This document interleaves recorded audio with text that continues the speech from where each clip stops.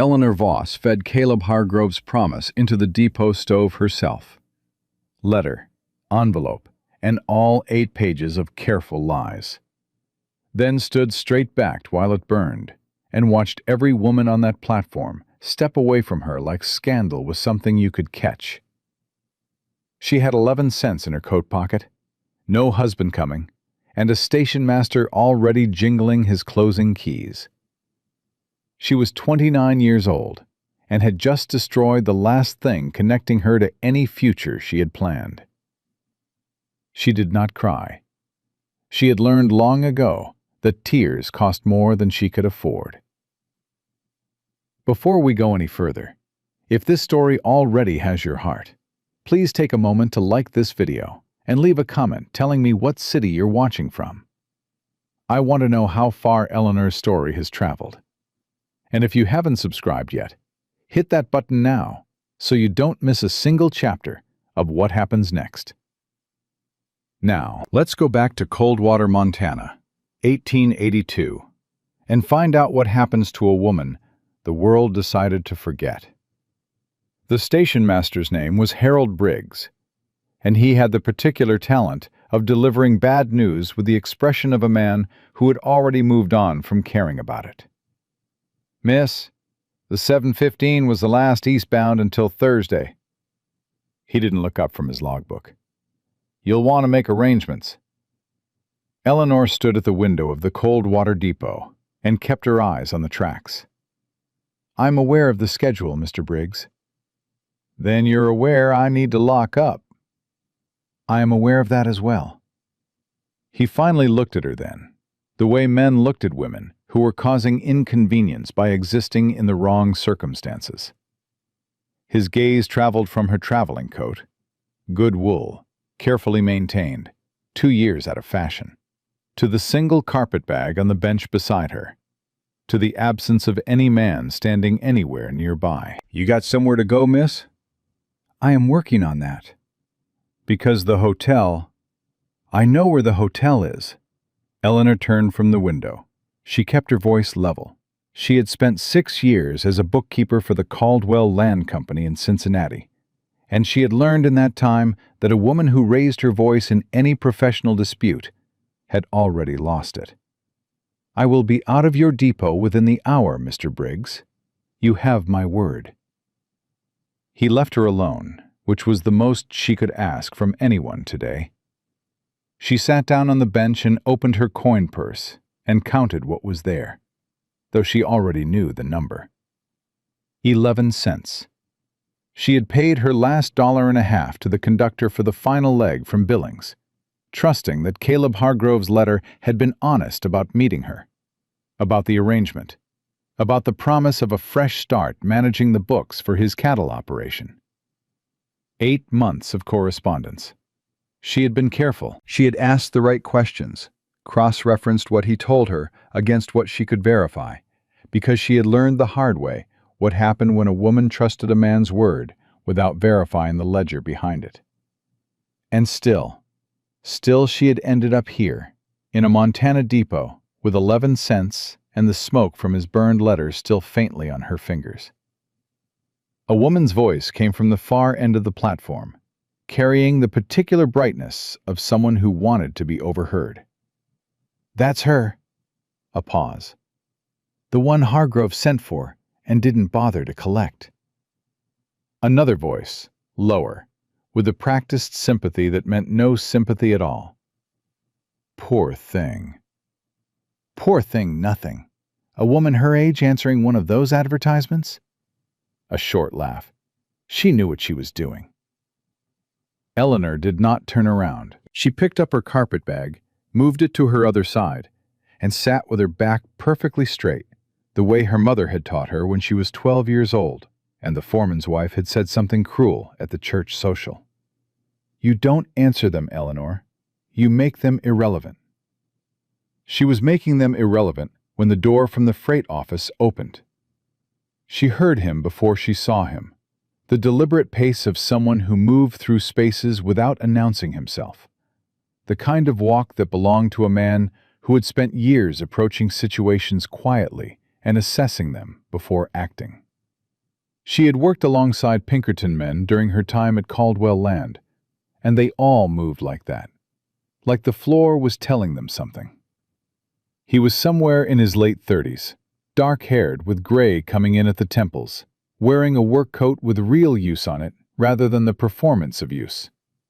The scar through his left eyebrow was old. His eyes, when they crossed the platform and landed on her, were brown and still and completely without the pity she had been bracing herself against all afternoon. He looked at her the way a man looks at a situation he is calculating. He touched the brim of his hat. "Ma'am?" Then he kept walking toward the exit. Harold Briggs appeared again, keys in hand, the apology already assembled on his face. "Miss, I truly am sorry, but he's not coming." Eleanor said it flat and clean, the way you read a number off a balance sheet when the number is bad. No inflection, just the fact. "Caleb Hargrove is not coming, and I am fully aware of my circumstances. You may lock your depot." The man with the gray-streaked hair had stopped at the door. She felt it before she saw it, that particular quality of stillness that meant someone had made a decision. "Pardon the intrusion, ma'am." His voice was quiet and unhurried. He turned back toward her without any of the performance of a man doing a good deed. "Daniel Rourke. I run the Rourke cattle operation, about 7 miles north of town." He stopped at a respectful distance. "I couldn't help but overhear." "Most people in this depot could not help but overhear." Eleanor looked at him directly. "That seems to be the nature of train stations." Something shifted in his expression. Not quite a smile. More like a man recalibrating. "Fair enough." He glanced once at Harold Briggs, who took the hint and retreated toward his office with the keys. Then he looked back at her. "I have a problem I've been trying to solve for about 4 months. My land records are a disaster. My last bookkeeper left for Denver in July and took most of his system with him, which means my tax filings for the year are wrong.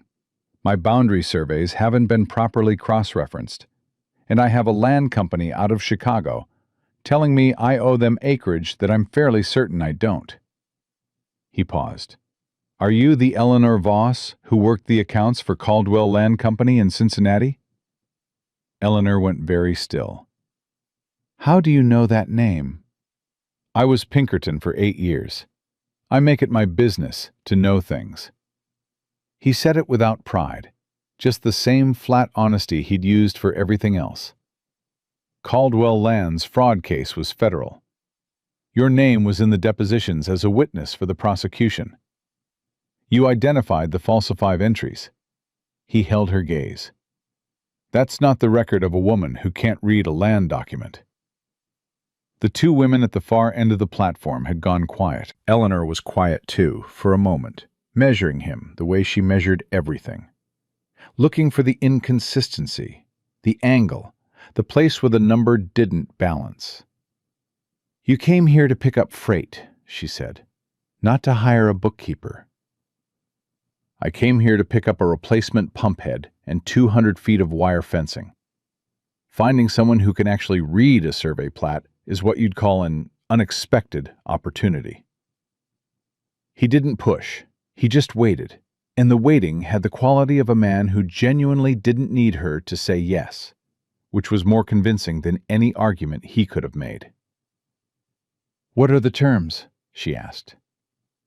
"Room and board in the main house, separate quarters, $40 a month, same rate I paid the last man. Access to every document on the property. You work the records, I work the cattle, and neither of us pretends the other's job is simple."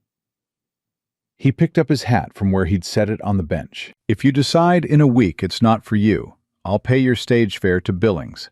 No obligations beyond honest work."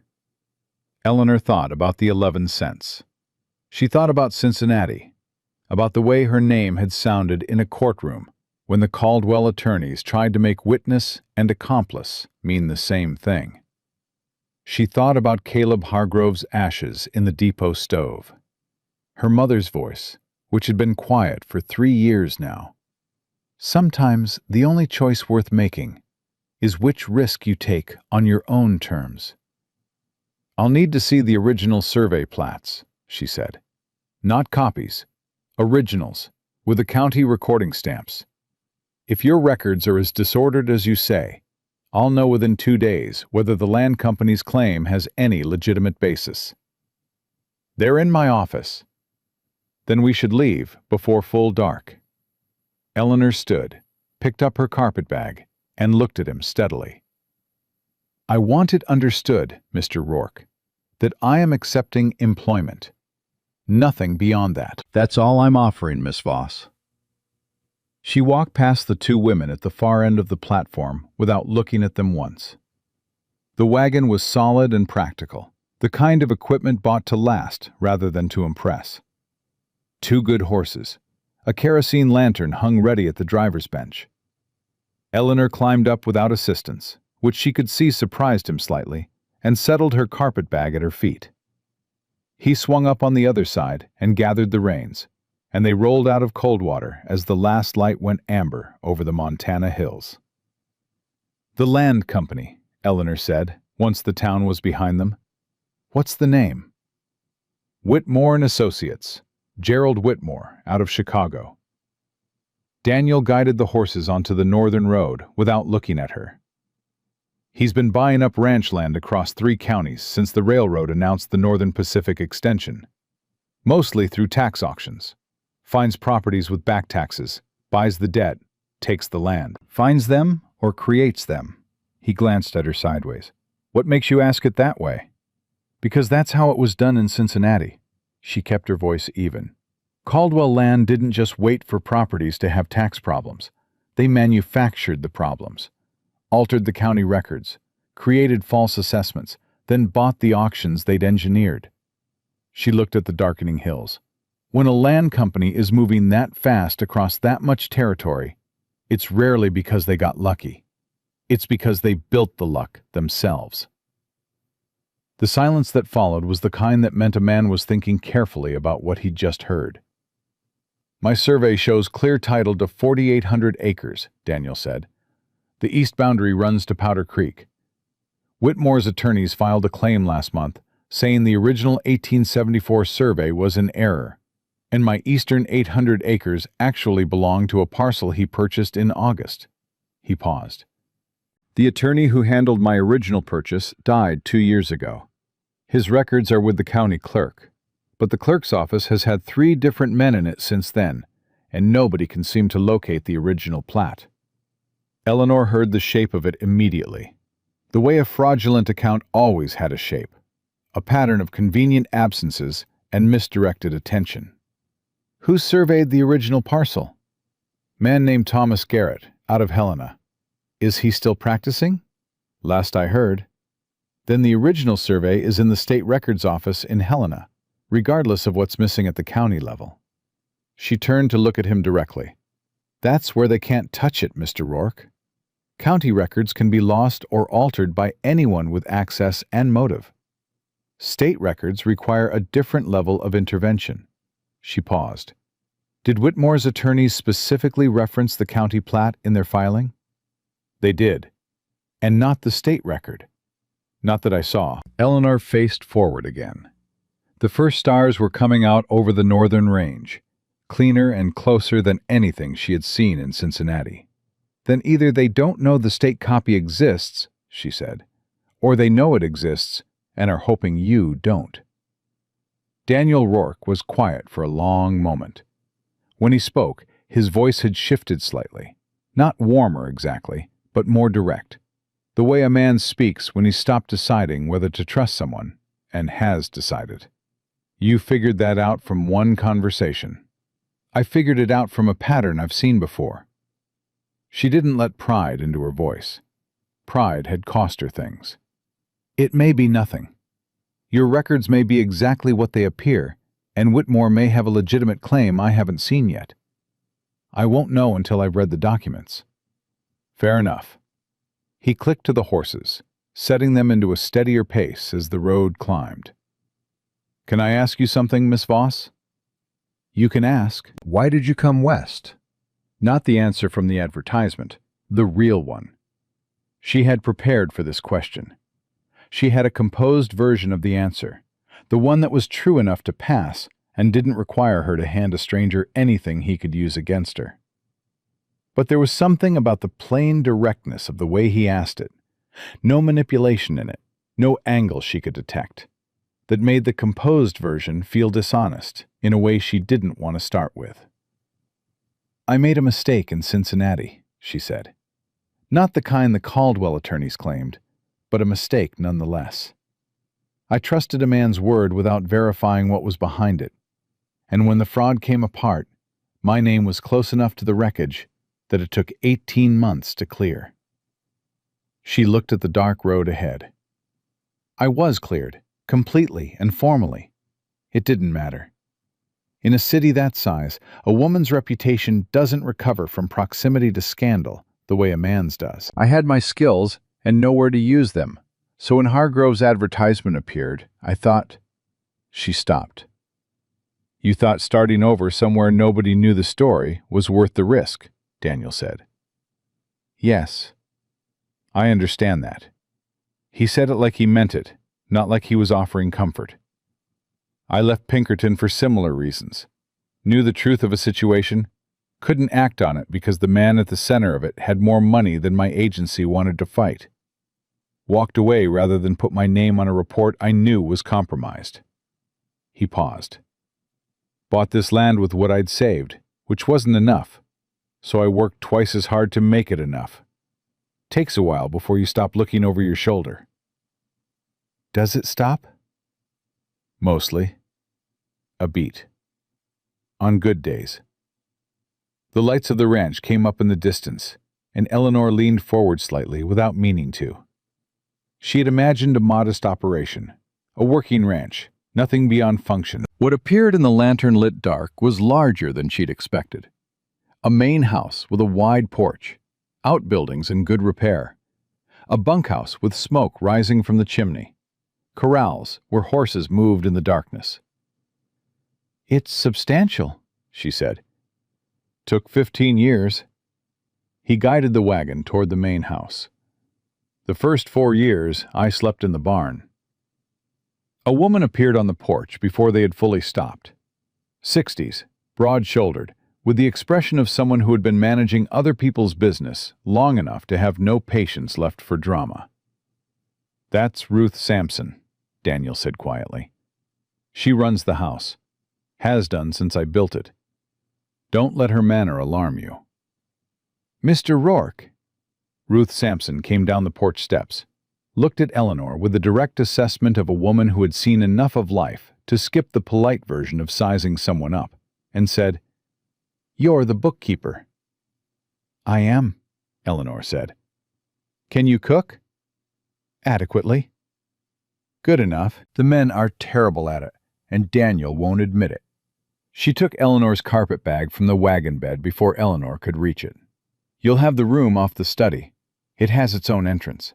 Supper's been kept warm." She looked at Daniel. "Pete found the east fence cut again. 3rd time this month." Daniel's expression didn't change much, but something tightened behind his eyes. "Where?" "Quarter-mile south of the creek crossing. Miles rode the line this afternoon." Ruth carried Eleanor's bag toward the house. "He thinks it's deliberate. So do I." Daniel was already down from the wagon. He looked at Eleanor briefly. "Ruth will get you settled. I need to speak with Miles." He paused, and for a moment she could see the former Pinkerton man underneath the rancher, the way he was already assembling information, looking for the pattern. "Miss Voss, if you do find anything in those records in the next few days—" "I'll tell you immediately." She held his gaze. "Whatever I find." He nodded once and moved toward the bunkhouse with the quiet efficiency of someone who had stopped wasting motion a long time ago. Ruth Sampson set Eleanor's bag inside the room off the study and lit the oil lamp on the desk without being asked. The room was small and clean and completely functional. A narrow bed, a washstand, a writing table with a good chair. On the desk Stacked in 3 uneven piles were ledger books, survey maps, county filing receipts, and a leather folder that Eleanor recognized immediately as the kind used by land attorneys. She stood in the doorway and looked at those piles. "They've been like that since July," Ruth said from behind her, "when the last man left." "He left in a hurry," Eleanor said. The disorder had the look of abandonment rather than negligence. Papers pulled out and not replaced, folders half opened. "What do you know about why he went?" Ruth was quiet for a beat too long. "He was offered a position in Denver. Better wages," he said. "Who offered it?" Another pause. "I don't know that he ever said." Eleanor looked at the leather folder on top of the nearest pile. It had a stamp on the front she recognized, a notary seal from the Whitmore and Associates letterhead. She didn't touch it yet. She stood in the doorway of that room and understood, with the particular clarity that came from having seen this before, in a different city, with different names and the same essential shape, that she had not arrived at Daniel Rourke's ranch by accident. She had arrived exactly where her skills were needed. Whether that was good fortune or someone else's design, she could not yet say. "Supper," Ruth said, and her voice had shifted slightly. Not softer, but different. The manner of a woman who has measured someone and reached a preliminary conclusion. "And then sleep, Miss Voss. The records will still be there in the morning." Eleanor picked up the Whitmore folder, set it carefully on top of the stack where she could find it first thing, and followed Ruth Sampson to the kitchen. At the long table, 4 ranch hands looked up from their plates with the wariness of men who had learned not to get attached to people who passed through. A young one, barely 20, with straw-colored hair and an open face, stood halfway up from his chair without deciding to.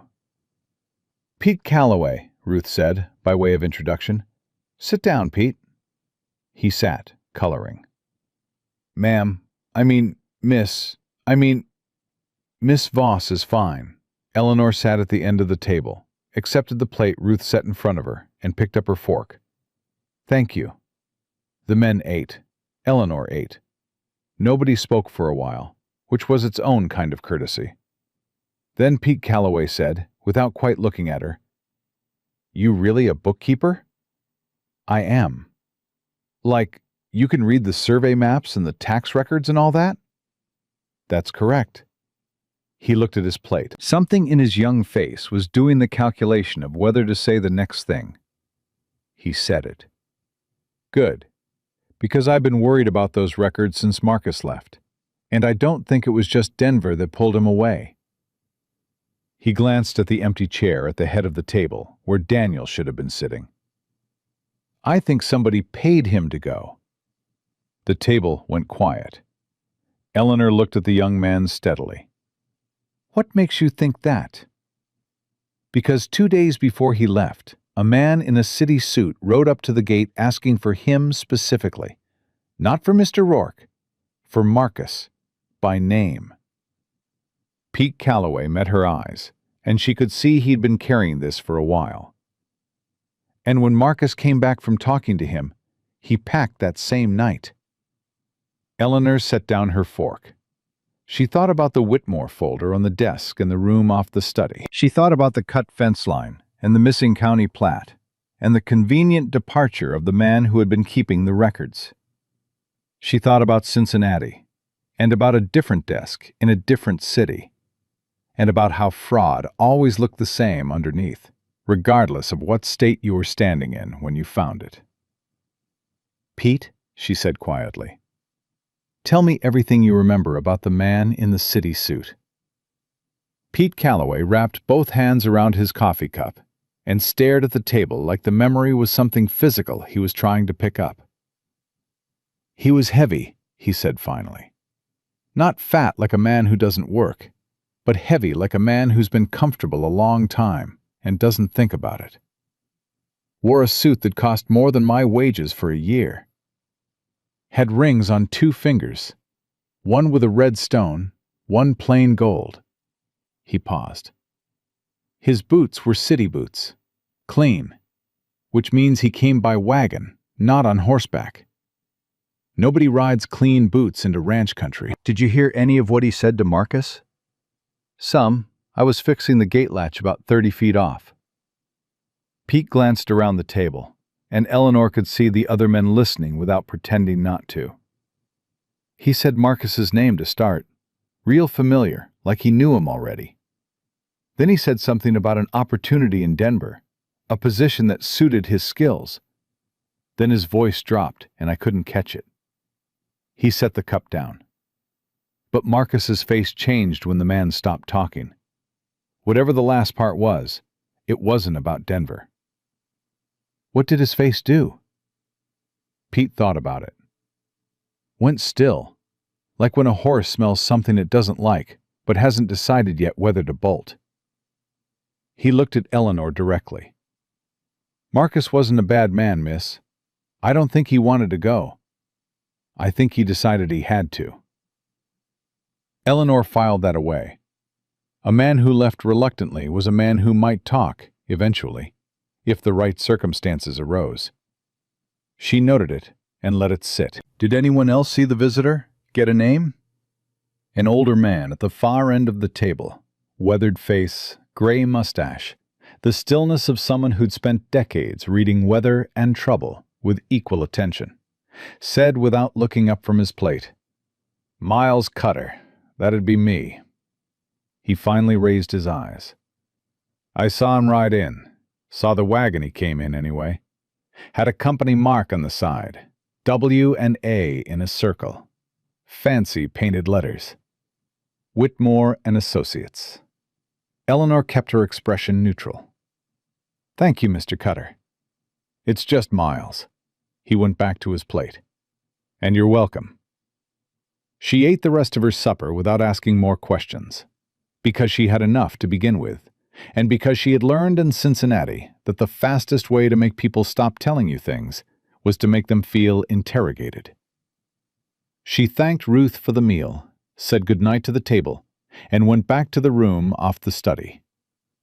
She did not sleep for a long time. She sat at the writing desk with the Whitmore folder open in front of her and read it through twice in the lamplight. It was the formal filing, the claim against Daniel's eastern 800 acres, framed as a survey correction, signed by a land attorney named Prescott Helms out of Billings. The language was careful and precise, the kind of language that had been written by someone who knew exactly how to make a fraudulent claim look procedurally immaculate. She had read this language before. Different names, different state, same architecture. The filing referenced the county plat, specifically a revised county plat dated September of 1881, 7 years after Daniel's original purchase. She underlined that date with her fingernail, leaving a faint crease in the paper. A revised plat, 7 years later, introduced as the authoritative document over the original. The original, which was conveniently unavailable at the county level. She closed the folder, set it precisely on the corner of the desk, and finally lay down on the narrow bed without undressing. The lamp burned low. Outside, somewhere in the dark, she could hear the horses moving in the corral, and beneath that, the vast quiet of the Montana range. So different from the city sounds she'd slept under her whole life, that it felt almost like silence had a texture out here. She thought about Daniel Rourke riding back in from the cut fence line, and whether he'd found anything, and whether he was the kind of man who would tell her if he had. She thought she probably was going to find out.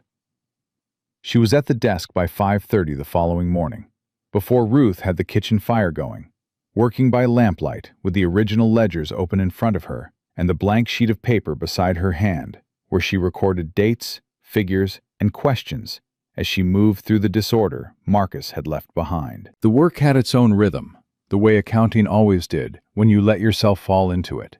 A kind of sustained attention that was almost peaceful, the numbers arranging themselves into patterns that told stories if you knew how to read them.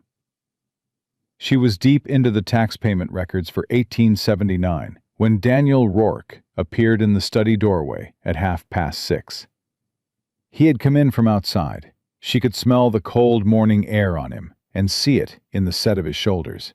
And he stood for a moment, looking at the organized stacks she'd already created from the chaos of the night before. "You've been at it since before dawn," he said.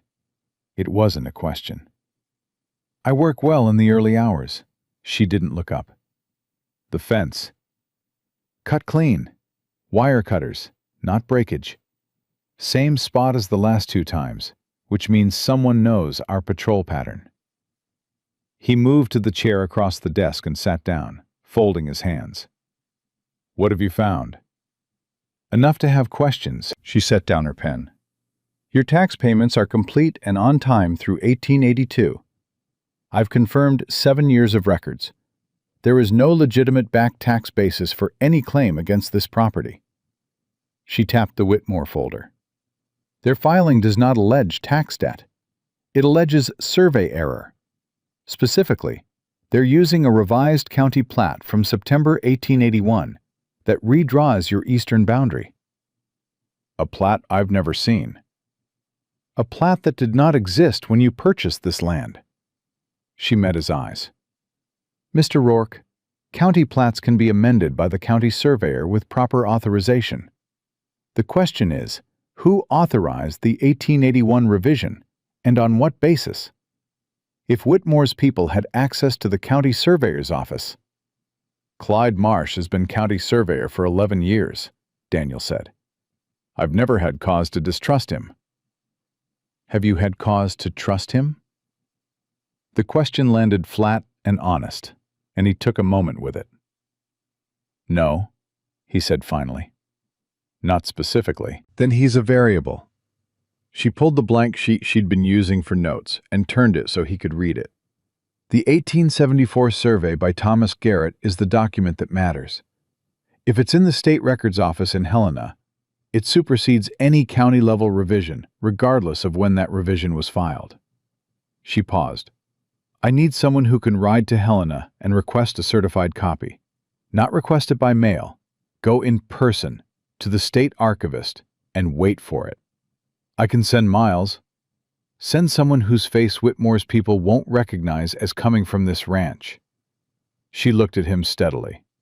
"If they're watching the mail and the county clerk's office, they may be watching for inquiries from you specifically." He was quiet for a moment, and she could see him doing what she imagined Pinkerton work had trained him to do: mapping the situation, identifying the pressure points, deciding what he was willing to act on. "You think they have someone watching?" "I think a fraud of this scale requires infrastructure. People in the right offices. People watching the right roads."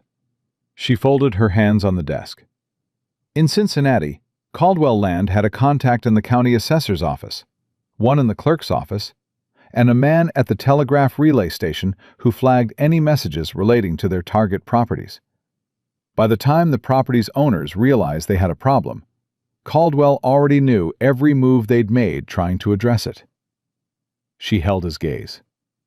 "I am not saying Whitmore has all of that in place here. I am saying the architecture of this claim looks like the work of someone who thinks ahead." Daniel Rourke looked at her for a long moment. "How do you know all of this?" "Because I spent 6 years recording the numbers that made it possible," she said, "and 18 months in a courtroom explaining what those numbers meant." He nodded slowly, not with sympathy, but with the particular respect of a man who recognizes a specific kind of hard-won knowledge when he hears it. "What do you need from me?" "Your complete cooperation and complete honesty. If there is anything about the original purchase, the boundary surveys, or your dealings with the county in the past 8 years that you have not told me, I need to know it now, before I find it myself and have to wonder why you didn't mention it." "Nothing I'm aware of." He said it without the slight hesitation that meant there was something. "The purchase was clean. Garrett surveyed it himself, filed in Helena and at the county. I have the receipt." He stood and went to the cabinet on the far wall, opened the second drawer, and produced a paper envelope worn soft at the edges. "Survey receipt, purchase deed, and the original tax assessment from 1874. Eleanor took the envelope with both hands, the way you handle something that matters, and set it carefully to the left of everything else on the desk. "This stays in this room," she said. "Locked, if that cabinet locks." "It does." "Good." She picked up her pen again. "I'll need 3 days to get through all of this properly. Possibly 4. Take whatever time you need." He moved toward the door, then paused with his hand on the frame, and she could see him deciding whether to say the next thing. He said it.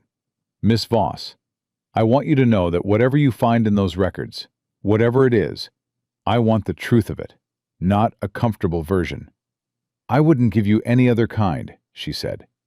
He left without further comment, which she appreciated. She worked through the morning with the sustained focus that had always been her best professional quality. The ability to hold multiple threads of a complex account in her mind simultaneously, tracking where each one led and how they connected to the others. Ruth brought coffee at 8 and a plate of eggs at 9 without being asked, setting them at the edge of the desk with a brief, "Eat something," that carried the weight of a directive. Eleanor ate without breaking her concentration. By noon, she had confirmed 3 things. The tax records were clean. The original purchase documents were sound. And there was a gap, a specific, surgical gap, in the filing receipts for the county plat office between August and October of 1881. Precisely the period during which the revised plat had supposedly been authorized and recorded. Someone had removed the authorization paperwork. Not lost it. Removed it. Because the adjacent receipts in the sequence were present and undamaged, and the gap had the clean edges of deliberate extraction rather than the ragged disorder of simple loss. She was sitting with that fact, turning it over, when Pete Calloway knocked on the open study door at noon. "Miss Voss? Ruth says dinner's on." He leaned against the doorframe with the loose ease of a young man who wasn't quite sure of the etiquette here. "She also says if you don't come eat, she'll bring the plate back in here and stand over you. And she means it." "Tell her I'll be there in 5 minutes." Eleanor carefully placed a blank sheet over the record she'd been reviewing, a habit from Cincinnati when she didn't want anyone to see at a glance where she was in an audit. Then she looked at Pete. "The man you saw at the gate, the one who spoke with Marcus, did he have anyone with him?" Pete straightened slightly. "A driver. Stayed up on the wagon the whole time." "Did the driver get down at any point? Walk around? Look at anything?" He thought about it. "He stepped down once while the man in the suit was talking to Marcus. Walked toward the south fence line. I thought he was just stretching his legs." He paused. "But he was gone a while. Maybe 10 minutes. The south fence line. 3 cuts in the same location. "Thank you, Pete." He started to leave, then turned back. "Is it bad? Whatever you're finding in there?" Eleanor considered the honest answer against the kind answer, and decided they were the same answer. "It's what I expected to find, which means it's manageable." She stood and pushed back the chair. "Don't repeat that to anyone, not even Miles." "Yes, ma'am." He said it with the seriousness of a young man who understood that some information was being given to him in trust, and intended to prove he deserved it. The dinner table had the easy rhythm of a working ranch. Men who ate fast and talked briefly about the afternoon's work. Horses that needed the north paddock fence checked. A call about cattle from a neighboring ranch to the east. Eleanor listened without appearing to, the way she had learned to listen in offices, when the real information came in the spaces between formal conversation. Daniel ate at the head of the table, and she noticed that he asked each man a specific question about their morning's work. Not a general, "How's it going?" but a particular question that demonstrated he'd been paying attention. The horses in the north paddock, the cut fence line, the water level in the eastern trough. The men answered him the way men answer a leader they respect, rather than one they merely work for. She thought about what Pete had said the night before, about the ranch hand's departure. about the driver walking the south fence line while his employer spoke with Marcus. Someone had scouted that fence before the cuts began. The cuts were a message as much as a tactic. We know your land. We know your patterns. We know where you're not watching. Miles, she said during a pause in the conversation. The older man looked up. Miss Voss. When you rode the east fence line yesterday, did you go all the way to the creek? To the crossing, yes. And the boundary markers at the creek, the survey stakes from the original 1874 plat, are they still in place? Miles set down his fork. Something moved behind his eyes. They were there last spring. Haven't checked them recently. Could you check them this afternoon? He glanced at Daniel, who gave a single brief nod. I can do that, Miles said. Don't move them or mark them in any way. Just verify they're there and note their exact position. She picked up her coffee cup. If they've been moved, I need to know by how much and in which direction. The table had gone quiet in the particular way that meant everyone understood that this had stopped being a routine conversation. Pete Calloway was looking at his plate with great care. Ruth, in the kitchen doorway, had the expression of a woman who had suspected for some time that things were worse than she'd been told, and was being confirmed in that suspicion. Daniel Rourke was looking at Eleanor with an expression she was beginning to recognize, the focused attention of a man who has been handed a piece of information that rearranges other pieces he already had. They moved the stakes, he said. It wasn't quite a question. I don't know yet. She set down the cup. But if Whitmore's revised plat shows a different boundary than the original survey, the simplest way to make that claim look credible on the ground is to shift the physical markers. She looked at him steadily. Which means they've been on your land. More than once. And they came prepared. Miles pushed back from the table and picked up his hat from the hook by the door without waiting for further instruction. The screen door closed behind him with a sound like punctuation. Daniel said nothing for a long moment. The remaining men at the table looked at him with the attention of people waiting to understand the shape of what was coming. Finish your dinner, he said finally, to the table in general. His voice was level, which Eleanor was already learning meant that underneath it, something was not level at all. Then, to her specifically, quietly, after you've finished, come find me in the office. She nodded. She ate the rest of her meal without tasting it, her mind already back at the desk, already threading the new information through the pattern she'd been building all morning. The missing authorization paperwork, the revised plat, the driver who had walked the south fence line, the survey stakes that may or may not still be where Thomas Garrett had placed them in 1874. Each piece fit against the others with the terrible neatness of something that had been designed rather than happened. Gerald Whitmore had not simply seen an opportunity in Daniel Rourke's land. He had built the opportunity, piece by piece, over months, with the patience of a man who expected to win before the other party understood they were in a fight. Eleanor Voss had seen that patience before. She had also seen it lose. Daniel's office held the particular disorder of a man who was organized in his thinking, but not in his paperwork. Eleanor stood in the doorway for a moment and read it the way she read everything, looking for the pattern underneath the surface, the logic that explained how things had come to be the way they were. Ledgers stacked by year along the left wall, which was methodical. Correspondence piled on the desk without sorting, which meant he dealt with things immediately or not at all. No middle ground. A Pinkerton badge sitting in a glass dish on the corner of the desk, like something he'd set down one day and never found a reason to put away. She sat in the chair across from him without being asked. "Tell me what you think," Daniel said. He wasn't looking at the badge. He was looking at her. I think Gerald Whitmore began planning this specific claim against your land approximately 18 months ago, Eleanor said. The revised county plat was filed in September of 1881.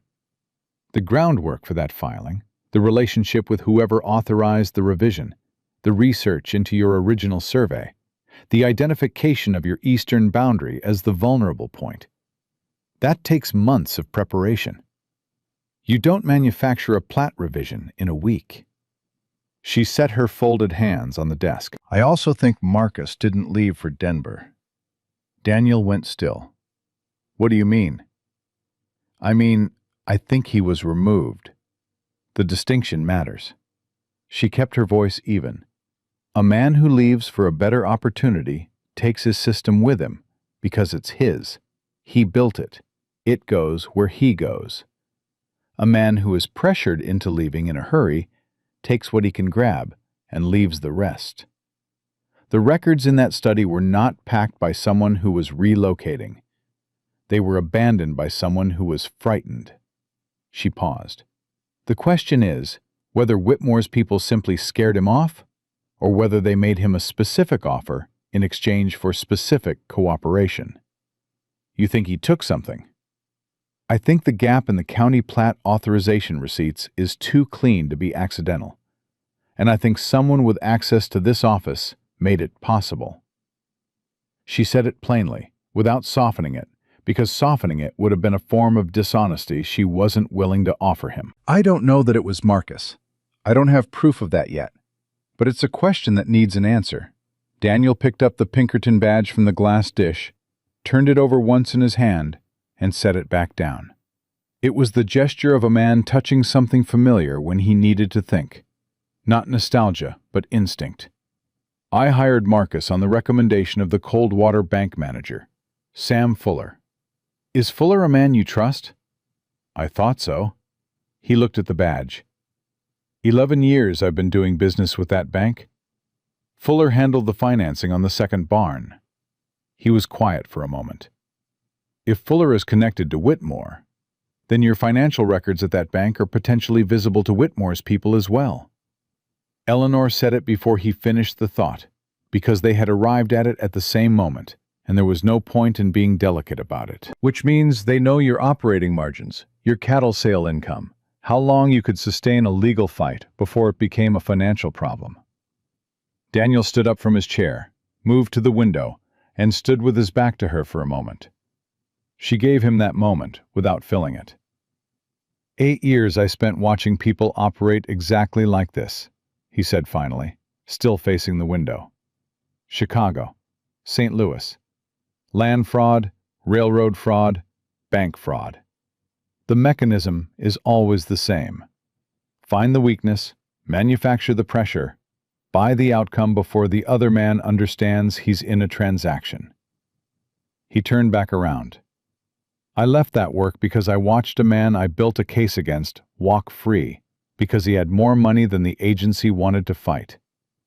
I came out here specifically to be somewhere that kind of thing couldn't reach. He stopped.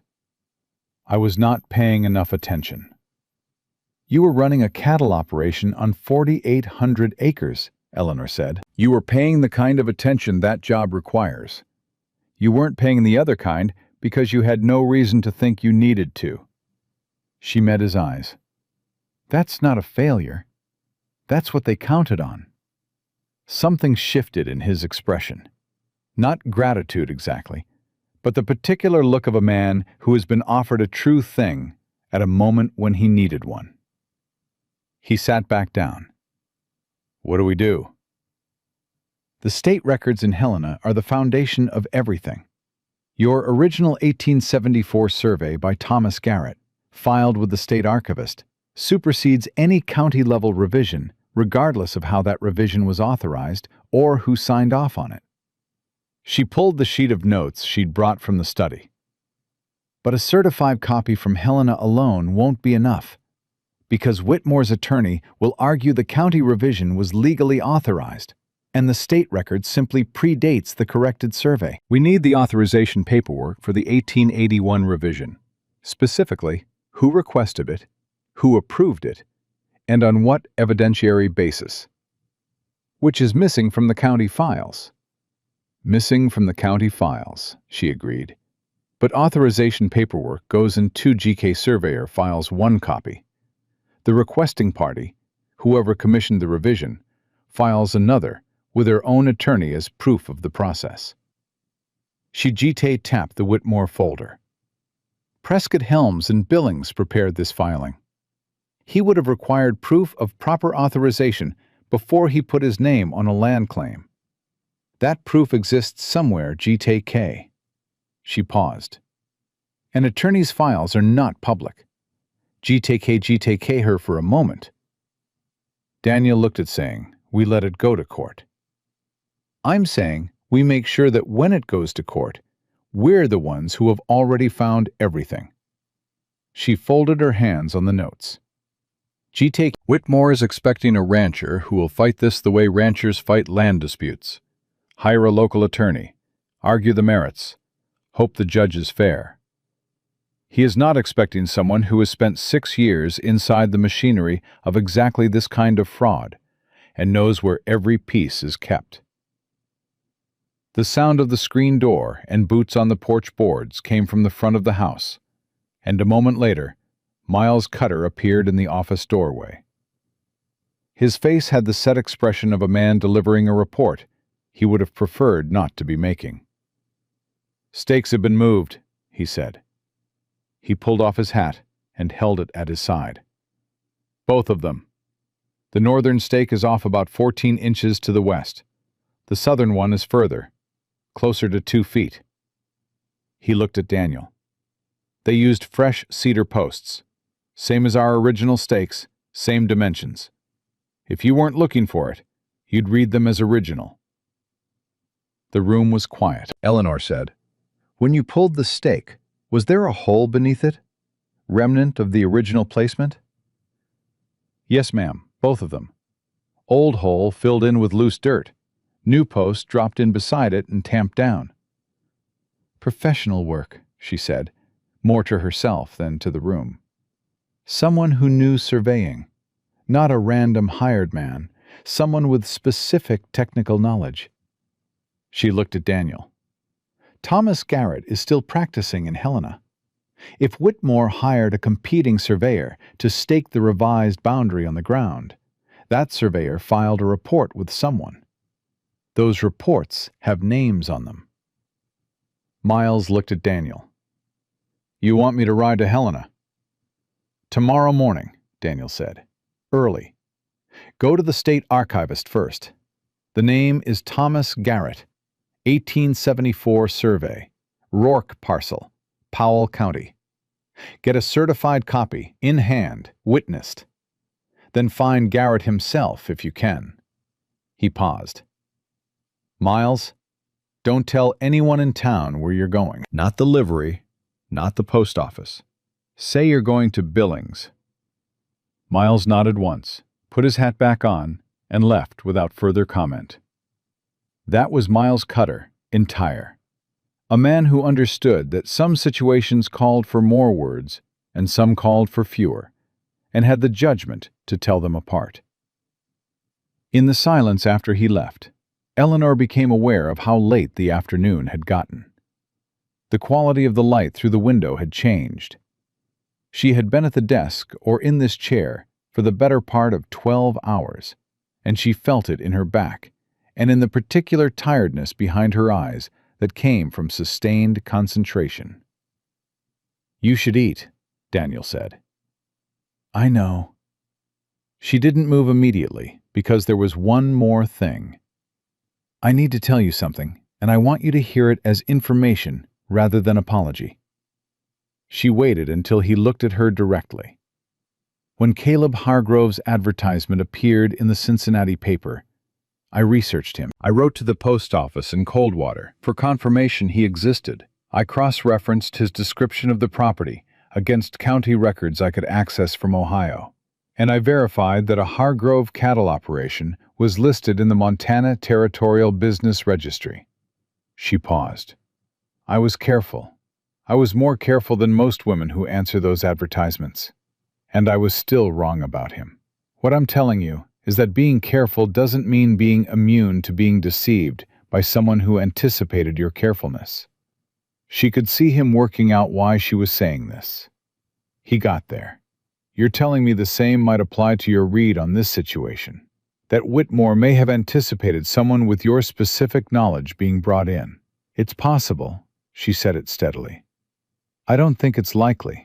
My being here is accidental in a way that's hard to engineer in advance. But I want you to know that I know it's possible, because I would rather tell you that than have you discover I hadn't thought of it. Daniel Rourke looked at her for a long moment, with the focused, assessing attention that she was beginning to understand was simply how he looked at things he considered important.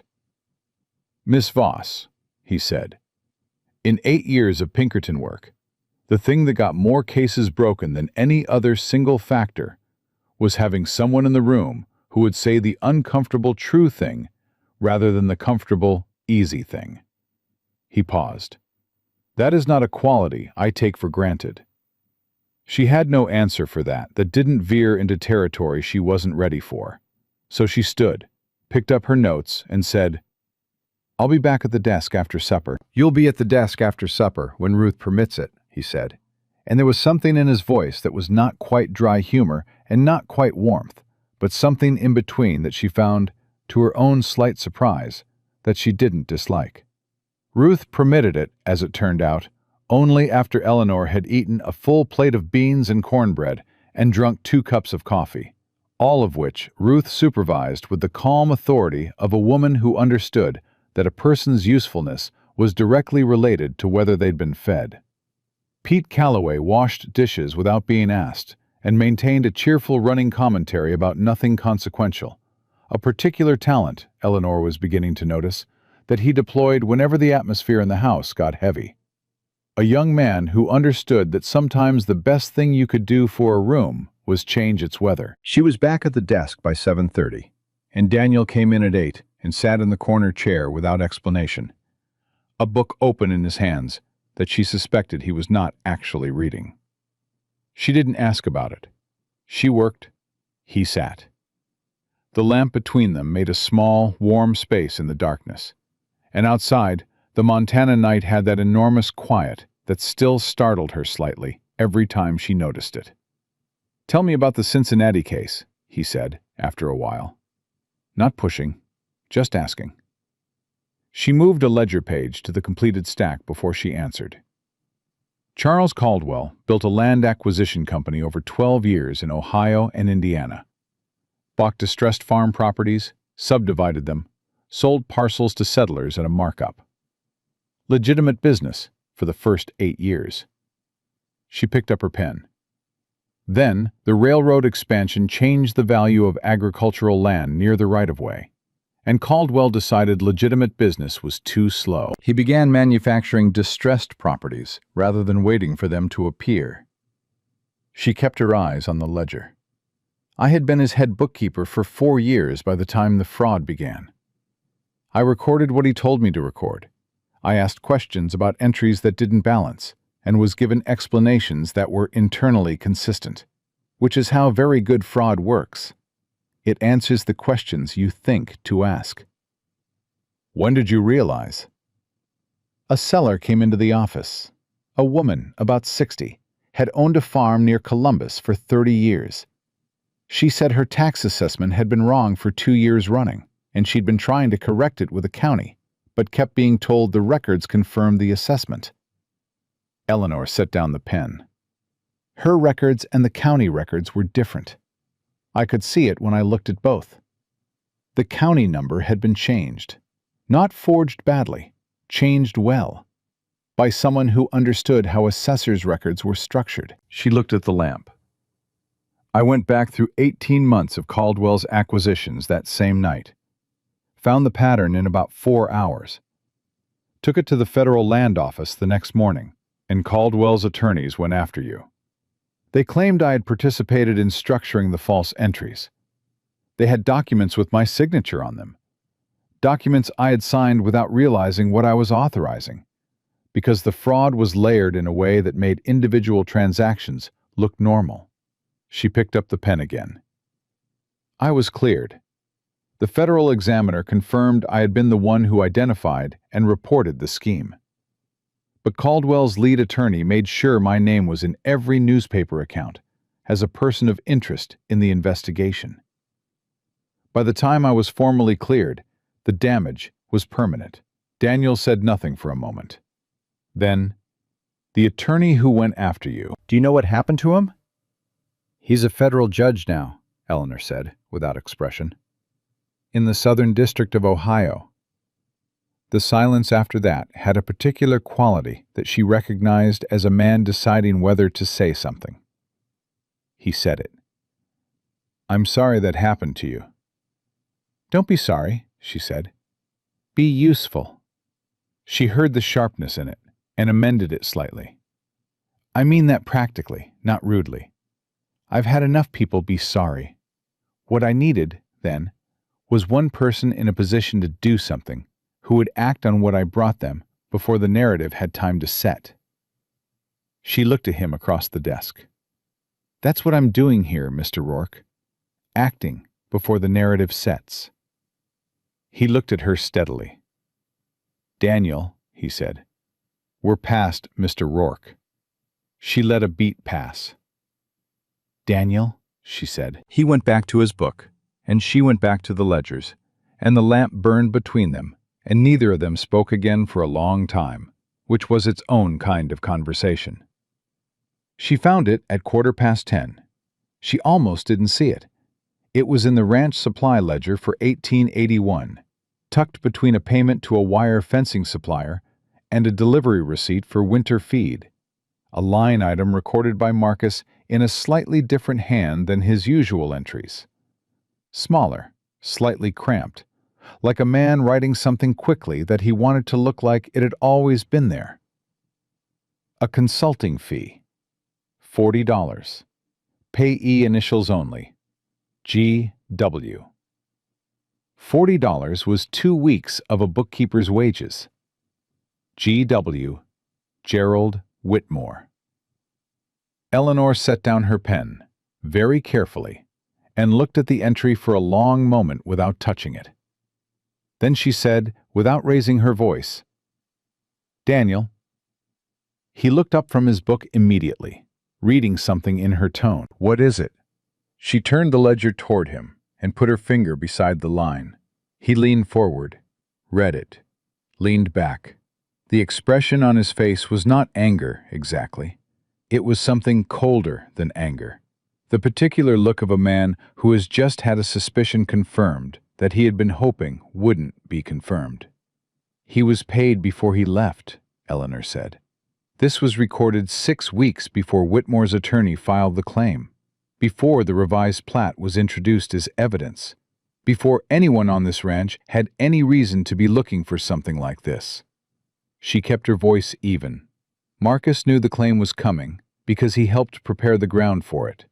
The missing authorization receipts, the disordered records, the absence of any system for the state plat records.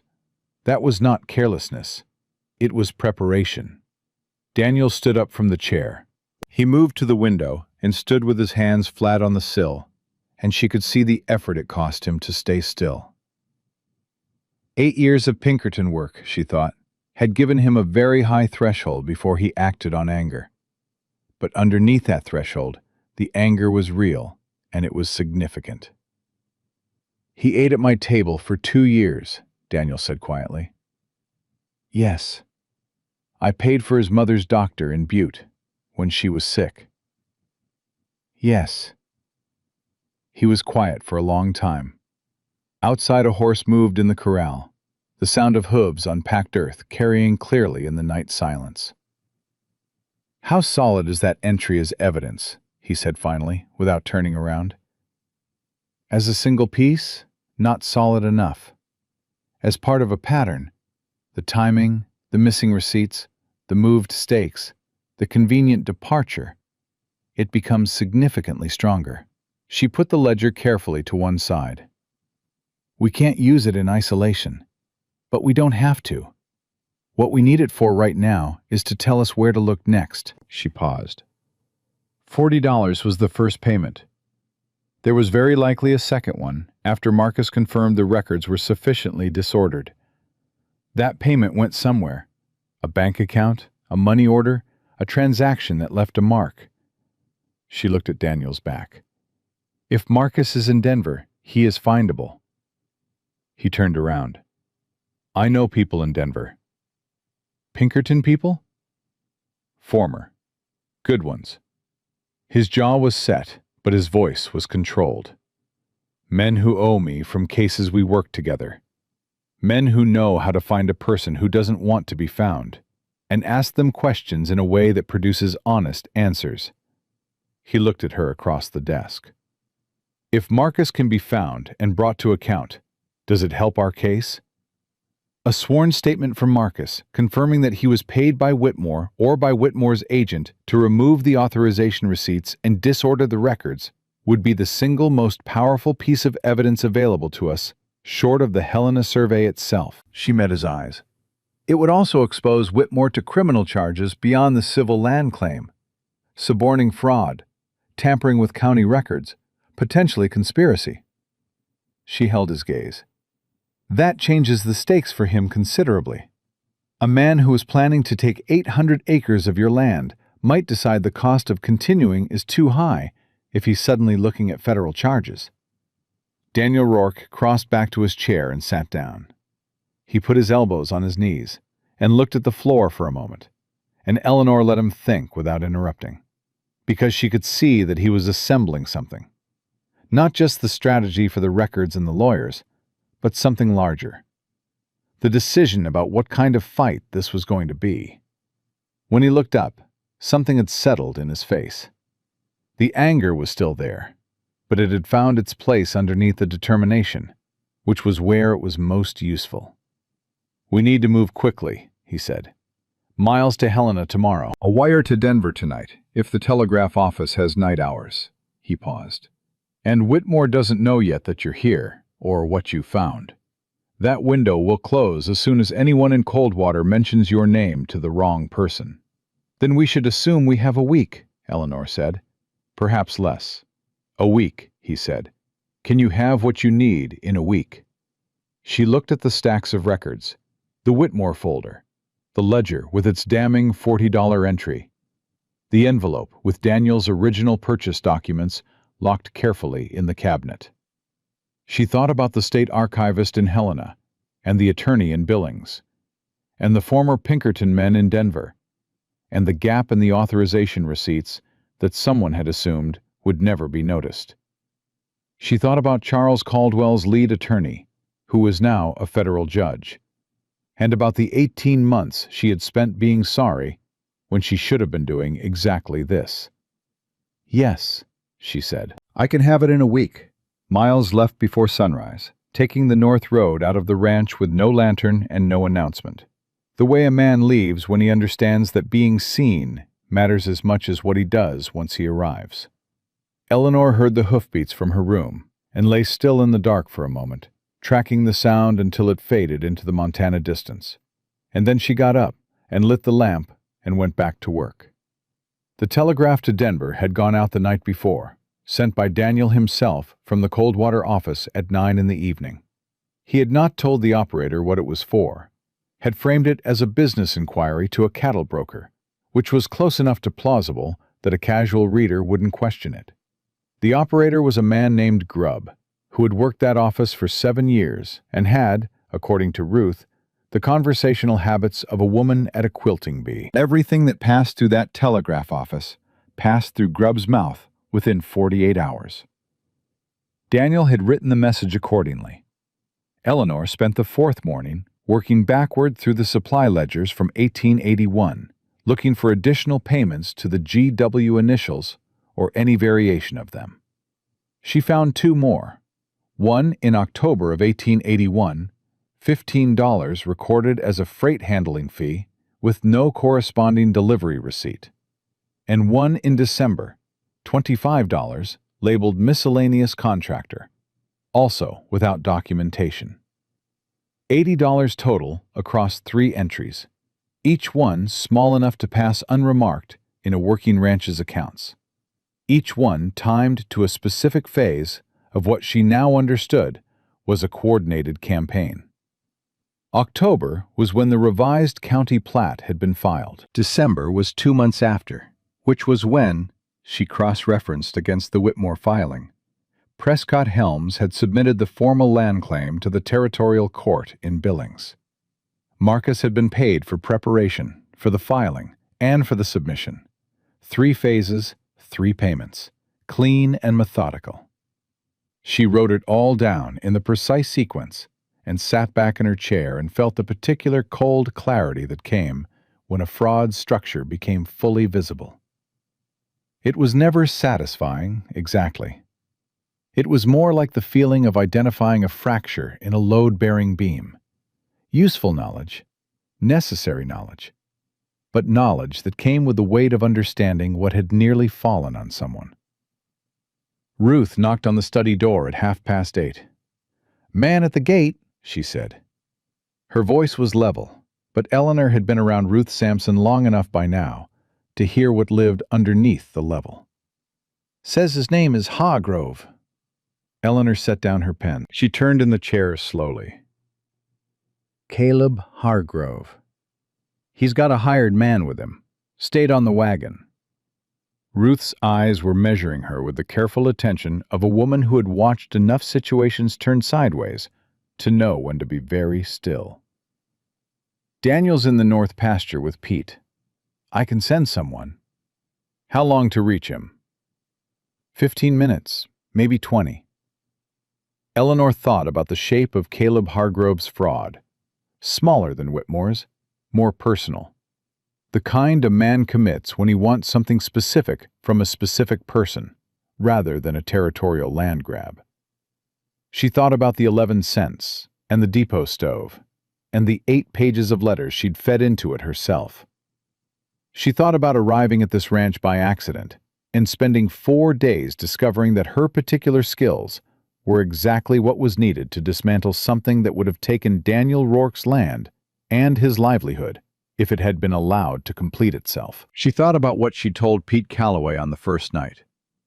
Some information is given in trust. She stood up from the desk, smoothed her dress with both hands, and said, "Don't send for Daniel yet. I'll speak with him at the gate." Ruth looked at her for a moment. "You sure about that?" "No," Eleanor said honestly. "Send someone to the north pasture, but give me 10 minutes first." She walked to the gate with Ruth, 2 steps behind her, and Miles's absence very present in the space where his steadiness usually lived. Pete was in the north pasture. The remaining hands were with the cattle on the east range. The ranch had the particular vulnerability of a normal working morning, which was probably not accidental timing. Caleb Hargrove was taller than his correspondence had implied, and better dressed than a man should be for a ranch call, which told her everything about the nature of this visit. He had the easy confidence of someone accustomed to being received, and when he saw her come through the gate, he arranged his features into something that was meant to look like relief. "Grace," he said, and then corrected himself when her expression didn't move. "Miss Voss, I cannot tell you how glad I am to see you safe." "I'm sure." Eleanor stopped at a distance that was polite and completely impractical for any kind of physical approach. "What do you want, Mr. Hargrove?" The relief shifted slightly on his face, recalibrating. "I want to explain. The circumstances that kept me from meeting your train were not circumstances," she said. "I've read enough fraudulent correspondence in my professional life to recognize the structure of yours in retrospect. You had no intention of meeting that train. The advertisement was designed to bring a specific type of woman, educated, capable, with no local connections, to a location where you could make use of her skills without the cost of legitimate employment." She watched his face do its work. "What I can't determine from here is whether the plan ended with the books or extended further. Given that you found me here and came to collect me in person, I suspect the books were only the beginning." The hired man on the wagon shifted his weight. Eleanor noted it without looking at him directly. Hargrove's manufactured relief had finished its performance, and what was underneath it was more honest and considerably less pleasant. "You're working for Rourke," he said. "I'm employed by Mr. Rourke, yes." "Doing his books?" "Among other things." Something moved behind his eyes, a calculation being run, a variable being reassessed. "You should know that your position here is not as secure as you believe. Rourke's land claim is going to be decided against him in the territorial court. When that happens—" "How do you know about the land claim?" she asked it quietly, without alarm in her voice, because alarm was something she could not afford to show him. He heard the question land, and she saw him understand he'd said something he hadn't meant to. He recovered quickly, which told her he'd done this before. "It's common knowledge in Coldwater. A claim of that size against a ranch that prominent—" "Isn't common knowledge," she said. "The filing is in the territorial court record, which is public. But the specific nature of the survey dispute and the acreage involved are details that require either reading the full legal document or having a conversation with someone who has." She held his gaze. "Who told you, Mr. "Hargrove?" He smiled, and it was a different smile than the relief had been. Sharper, with the slight contempt of a man who has decided he no longer needs the pleasant version. "You're very good at that," he said. "The questions. Pinkerton style." He glanced at the main house behind her. "Did Rourke teach you that, or did you already know it when you arrived?" Eleanor felt the specific cold that came when a situation clarified itself into something more dangerous than it had appeared. Hargrove wasn't here because he'd lost a mail-order bride. He was here because someone had sent him. And the someone who would have both the knowledge of Daniel's land claim and the motivation to send an agent to this ranch at this precise moment was not a complicated question. "Gerald Whitmore," she said. Not a question. His smile didn't change, which was its own answer. "You should come inside." She said it without moving aside, without any inflection that made it an invitation. "And your man should stay on the wagon." "I don't think—" "Mr. Hargrove," she let a beat pass. "I have built a complete evidentiary record of the fraud against this property. I have documentation of 3 payments to a former employee of this ranch, timed precisely to each phase of Whitmore's campaign. I have the original 1874 state survey en route from Helena as we speak. And I have a contact in Denver currently locating the former employee in question for the purpose of obtaining a sworn statement." She watched his face do the thing faces did when a situation the speaker had believed was in their control was revealed not to be. "What I don't have yet is the connection between Whitmore's operation and whatever arrangement you made with him. But I will have it, because that connection leaves a record the same way every other piece of this has left a record. And I am very good at finding records." She tilted her head slightly. "So you can come inside and tell me what you know voluntarily, or you can get back on that wagon and I will find it without your help, and you will have no opportunity to shape how your role in this is characterized when it goes before a federal examiner." The silence that followed was long enough that Ruth, behind her, shifted her weight once. Hargrove got down from his horse. He came inside, sat at the kitchen table, and told her what he knew, which was less than Eleanor had implied she already had, and more than she'd actually expected. He was, as she had suspected from his correspondence, not a principal in Whitmore's operation, but a functionary, a man who ran various small errands of recruitment and misdirection for a fee. The advertisement for a mail-order bride had been Whitmore's idea, designed to introduce a controllable woman into Rourke's household who could provide information about the state of his records. Hargrove had written the letters. He had not met the train because his usefulness had ended at recruitment, and Whitmore's people had expected to manage the rest. Except the woman they'd recruited had turned out to be Eleanor Voss. She wrote down everything he said in her precise hand and made him sign the bottom of each page, which he did with the defeated compliance of a man who had understood too late what room he had walked into. When Daniel came through the kitchen door 20 minutes into the conversation, having been found by the ranch hand Ruth had sent, he took in the scene with a single quick assessment.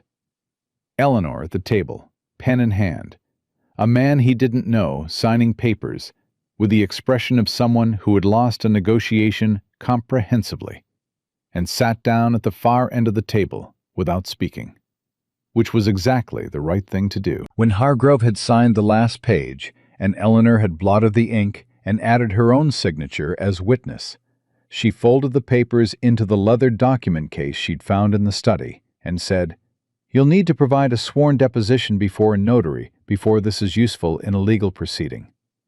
I'd like that done in Billings rather than Coldwater, at a notary who has no connection to the local bank." She looked at Hargrove steadily. "Can you be in Billings by Thursday?" He looked at the papers in her hands and then at Daniel at the end of the table and said, "Yes."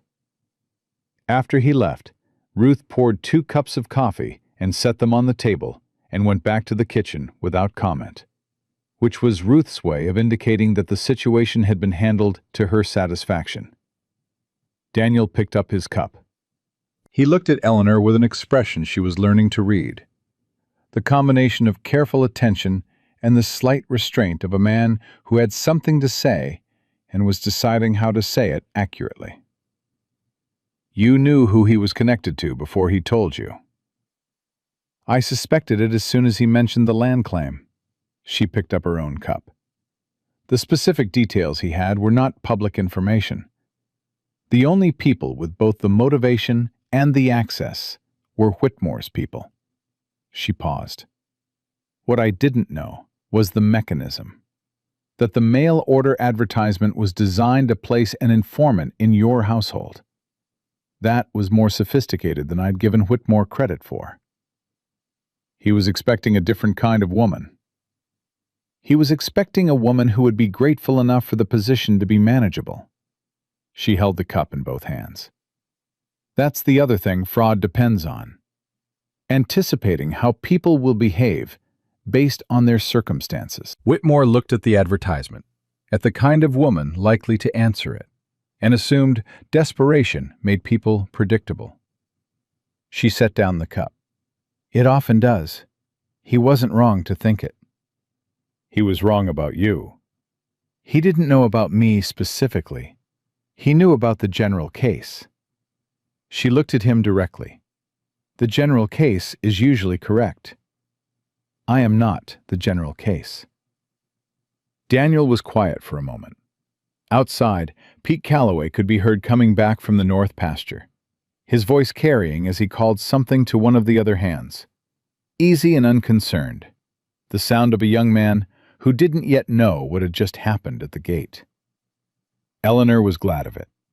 Pete's particular kind of uncomplicated warmth was something she hadn't known she needed until she'd had 4 days of it. "When Miles gets back from Helena," Daniel said, "and the Denver contact finds Marcus, assuming both of those go as planned, what does our position look like?" Eleanor thought through it in the way she thought through audit conclusions, not reaching for the answer she wanted, but following the numbers where they led. "Strong," she said. "The original state survey supersedes the county revision on its face. The 3 payments to Marcus, combined with his signed statement, if we can get it, establish deliberate fraud rather than innocent error, which changes the legal standard considerably. Hargrove's statement connects Whitmore personally to the scheme rather than allowing him to claim his attorneys acted without his direct involvement." She paused. "The weak point remains the county surveyor. If Clyde Marsh authorized the 1881 revision under pressure or inducement from Whitmore's people, his testimony could go either way. He might cooperate if he believes Whitmore's protection is no longer reliable. He might not." She met Daniel's eyes. That's the variable I can't resolve from this desk. Marsh has a daughter in Billings, Daniel said. Married to a hardware merchant. Marsh himself has been talking about retiring for 2 years.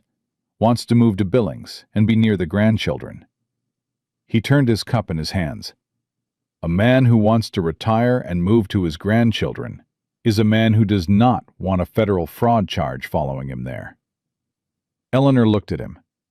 You've been thinking about Marsh. I've been thinking about everything since the night you showed me that ledger entry. He set down the cup. I know these people, Eleanor. I know their circumstances, their pressures, what they want, and what they're afraid of.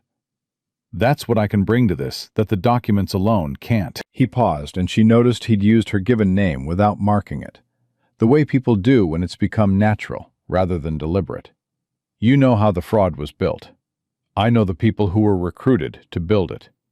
Between those two things, we don't need to hope the judge is fair, she said. No, we don't. The telegraph reply from Denver came that afternoon, delivered by a boy from Coldwater, who handed it to Ruth at the back door with the incurious efficiency of someone who delivered messages all day and had stopped reading them. Ruth brought it to the study without opening it, set it on the corner of the desk, and left. Eleanor looked at the envelope for a moment before she picked it up, aware that what was inside it would either close the primary gap in their evidence or extend the uncertainty another week. She picked it up, opened it, read it, and set it down. Then she went to find Daniel. He was at the corral, watching a young horse work the fence line with the patient attention of a man who understood that some things couldn't be hurried.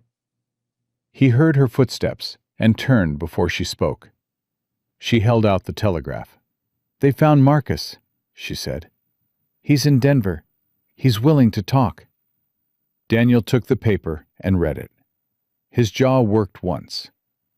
Willing to talk could mean anything from a full confession to a carefully managed version designed to minimize his own exposure, and they both knew it.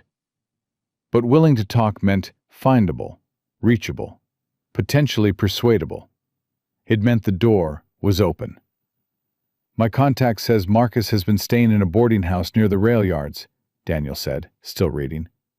Says he like a man who hasn't been sleeping. He folded the paper. A man who hasn't been sleeping has a conscience that's still working. Or he's afraid, Eleanor said. Could be both. He handed the paper back to her. I should go. She looked at him. To Denver. Hargrove will depose in Billings on Thursday. That's handled. Miles will be back from Helena by tomorrow evening with the certified survey. He was already running the sequence in his mind. She could see it in the set of his face.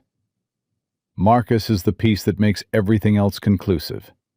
And he won't give a full statement to a stranger. He might give one to me. Because he knows you. Because he ate at my table for 2 years, and I paid for his mother's doctor in Butte. The bitterness in it was real, but controlled. That means something, even to a man who sold what he sold. Maybe especially to that man. He looked at her. I'd be gone 4 days, 5 at most. Can you hold everything here for 5 days?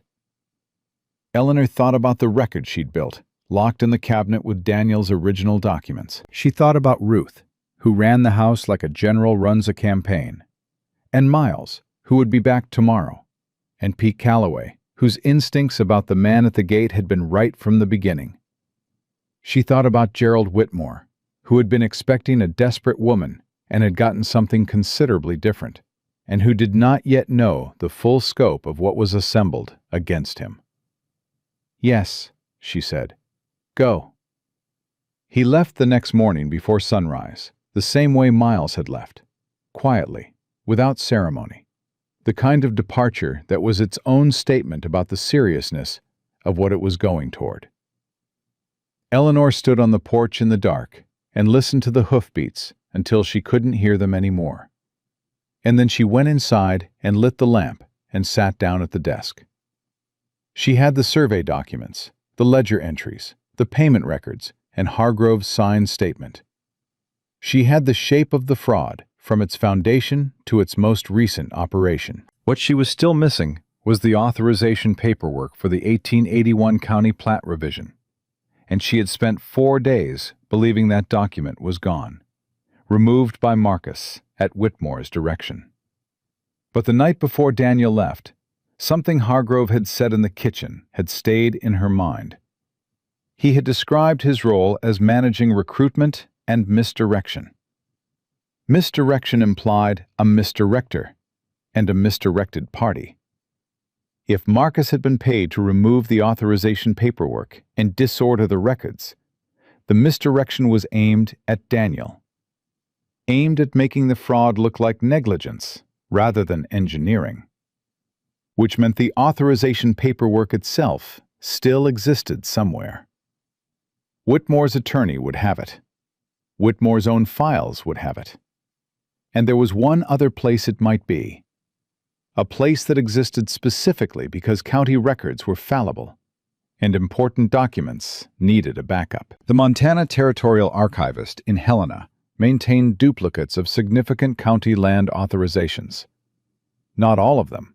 The office didn't have the capacity.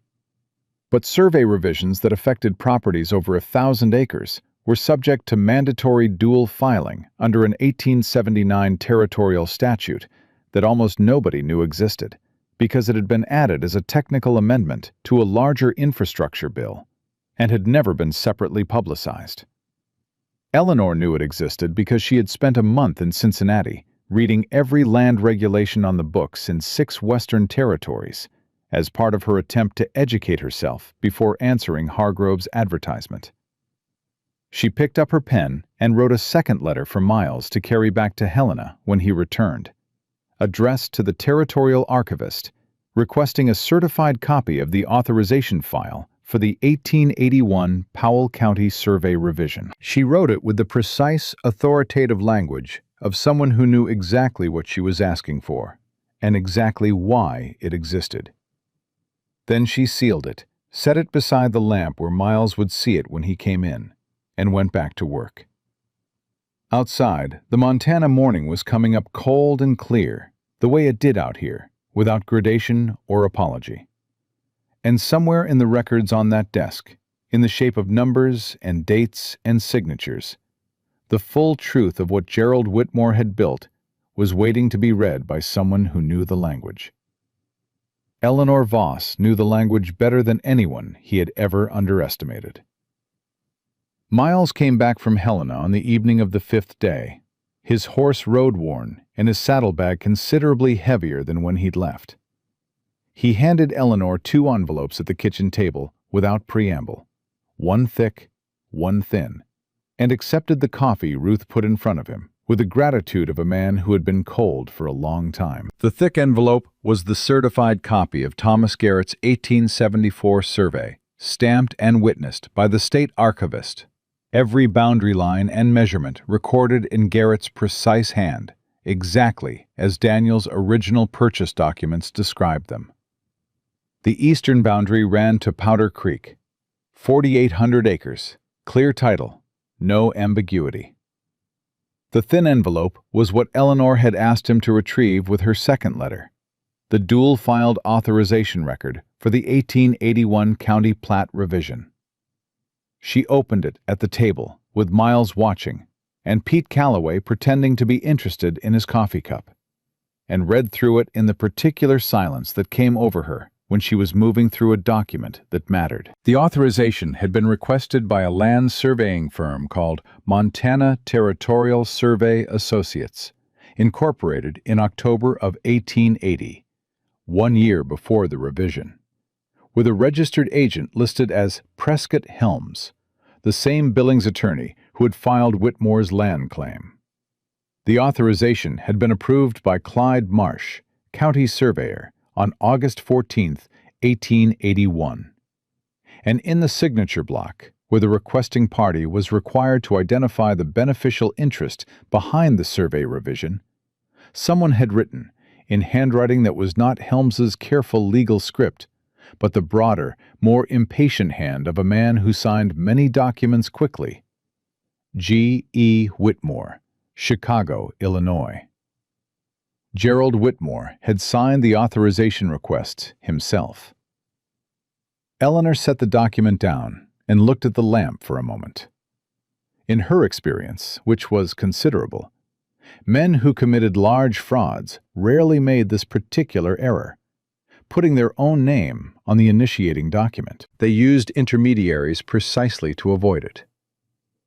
The fact that Whitmore had signed this himself meant either that he had believed the dual filing statute didn't exist, which was possible given how obscure it was, or that he had believed Marcus would remove both copies, which Marcus had apparently not known about. Either way, it was the single most valuable piece of paper in the leather document case. "Miles," she said without looking up. "Thank you." "Find what you needed?" "More than I needed." She squared the document against the desk edge and added it to the case. "Is there anything in Coldwater that Whitmore's people would know about before Daniel gets back?" Miles considered it with the unhurried thoroughness of a man who thought about things completely before he answered them. "Grub at the telegraph office talks, but I went to the Helena Depot directly, not through Coldwater. And the second letter went with me in my coat, not through the mail." He drank his coffee. "Nobody in Coldwater knows I went to Helena. Nobody knows what I brought back." She nodded. "Then we have a few days yet before they realize the position has changed." Pete Calloway looked up from his coffee cup, unable to hold the performance of disinterest any longer. "What position? How bad is it for Whitmore?" Eleanor looked at him across the table. He was 22 years old and had trusted her from the first night, on nothing more than instinct and the quality of her questions. She thought he deserved a real answer.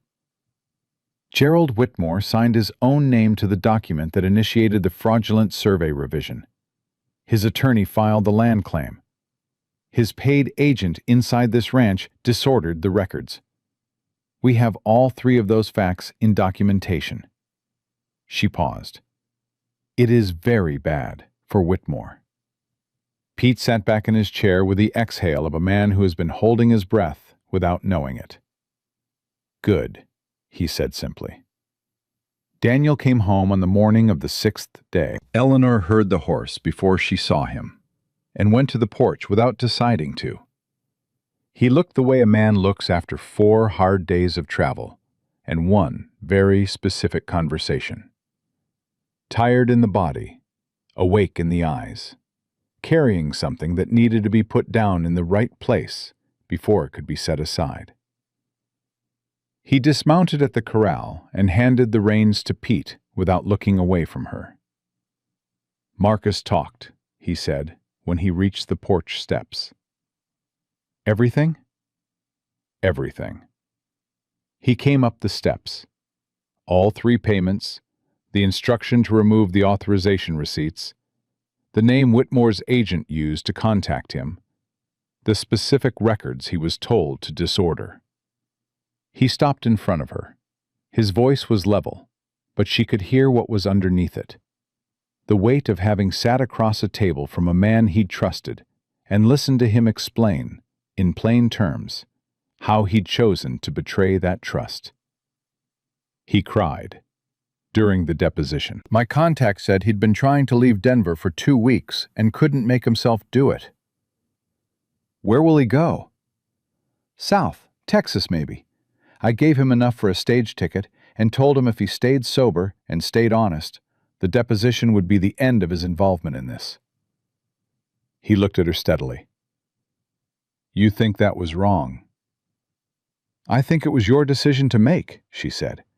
"And I think a man who couldn't make himself leave Denver for 2 weeks is probably not going to become someone's paid agent again." She paused. "I also think we have enough without him now. His statement is confirmatory, not foundational. The foundation is in there." She nodded toward the study. "Come see what Miles brought back from Helena." He read through everything at the desk while she stood to the side and watched his face move through the documents. The certified survey, the dual filing authorization, the sequence of payments. Hargrove's signed statement. When he reached the authorization page with Whitmore's signature, he stopped, read it twice, set it down. "He signed it himself," Daniel said. "He believed the record didn't exist. Or he believed Marcus had removed it." "Either way," he looked up. "This is enough." "Yes," she said. "It is." He was quiet for a moment, looking at the assembled documents. Everything in the case, organized and sequenced in the order a federal examiner would need to read it, with Eleanor's summary pages at the front of each section, explaining precisely what each document demonstrated and how it connected to the others. 8 days of work. The complete architecture of Whitmore's fraud, mapped from its foundation to its most recent operation, in language clear enough that anyone who could read could follow it. "I need to send a wire to my attorney in Billings," Daniel said, "and one to the Federal Land Office examiner in Helena. They'll want to review this before any hearing." He stood from the chair. How long before Whitmore figures out what we have? He may already suspect something is wrong.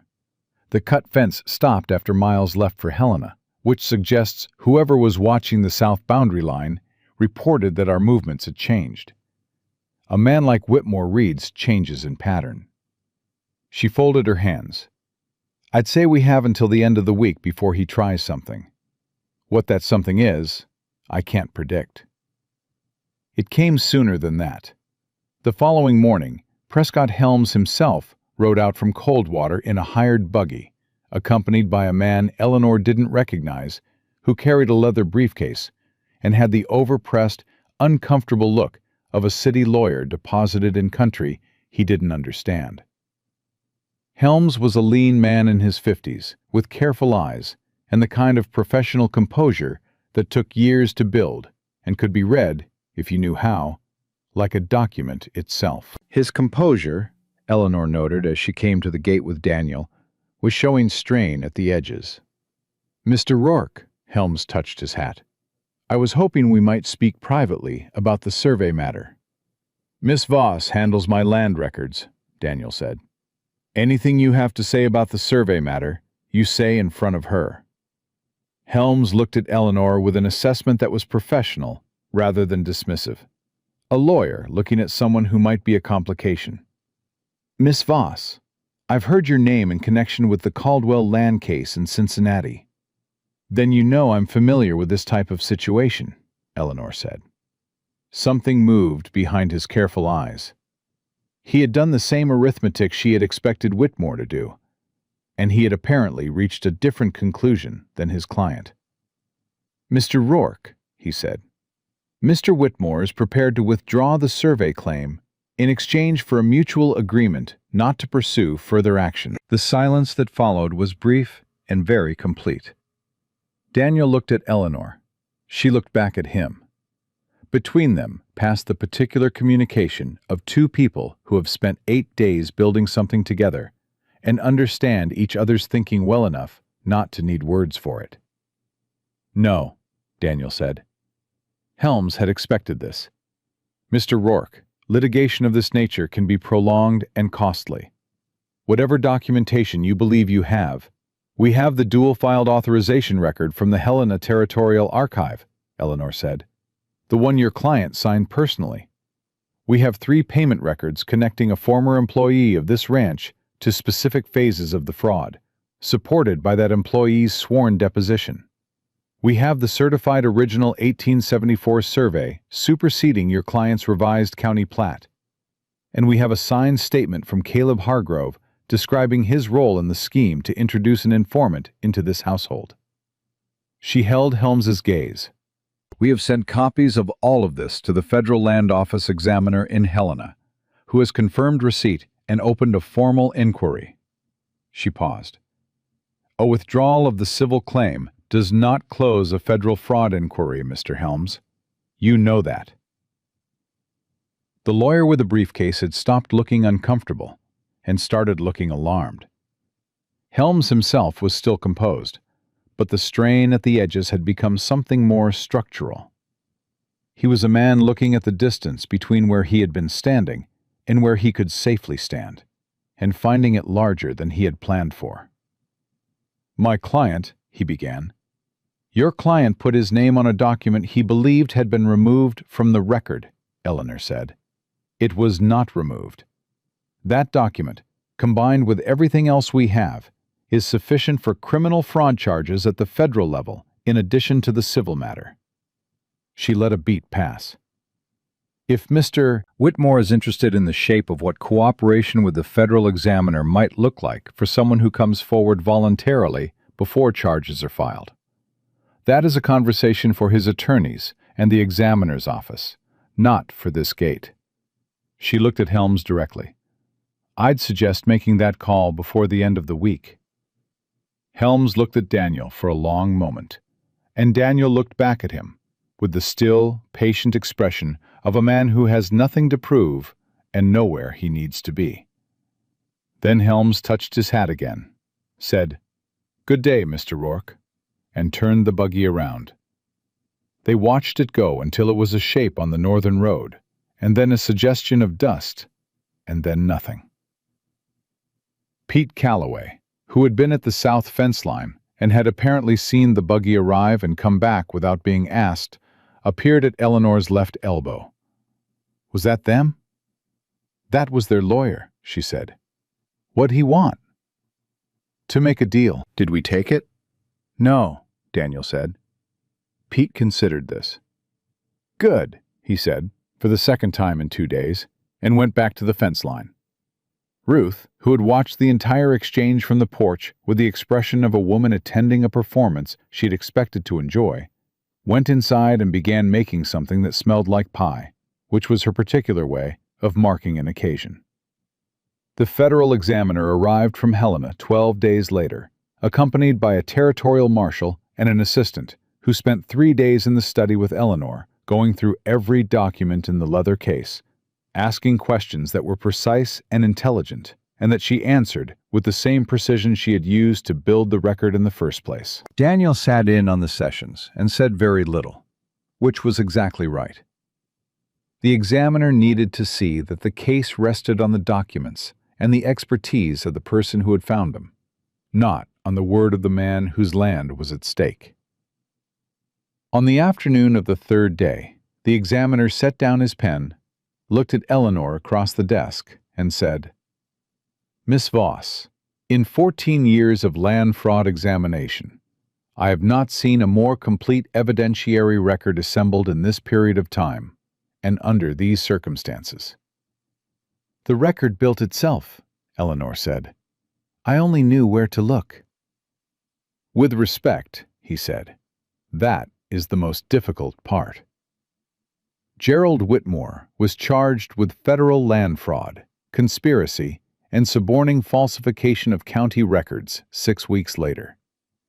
Prescott Helms surrendered his law license the following month as part of a negotiated arrangement with the federal examiner's office. Clyde Marsh, the county surveyor, resigned his position and moved to Billings, where his daughter's hardware merchant husband reportedly gave him a job sweeping the warehouse, which was perhaps not precisely the retirement he had planned, but was considerably better than the alternative. The Whitmore and Associates land acquisitions across 3 Montana counties were reviewed by the federal examiner's office, and a substantial portion of them were found to involve the same fraudulent mechanism, which meant that Daniel Rourke's case became the foundation of an inquiry that returned land to 17 other ranch families across Powell and Fergus counties before the following spring.